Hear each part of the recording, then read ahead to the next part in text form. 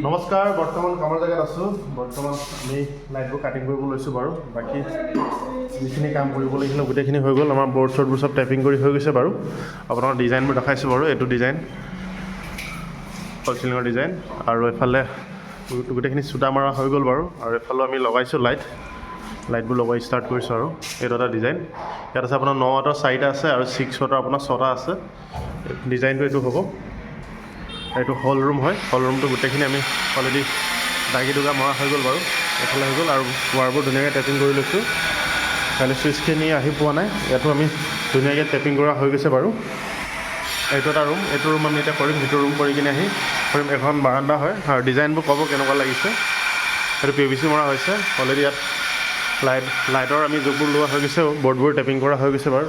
ধুনীয়াকৈ কাম কৰি আছোঁ আৰু টাইলছৰ কামো চলি আছে। টাইলছৰ কামবোৰ আমাৰ অলৰেডি 50%, 80%ই কাম হৈ গৈছে। বাকী এইফালে অকণমান আছে বাৰু।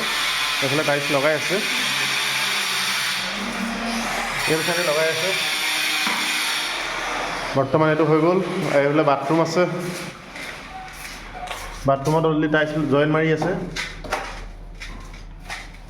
এইটো এটা বাথৰুম। এইটো এটা ৰুম হয়। এইফালে এটা ৰুম আছে।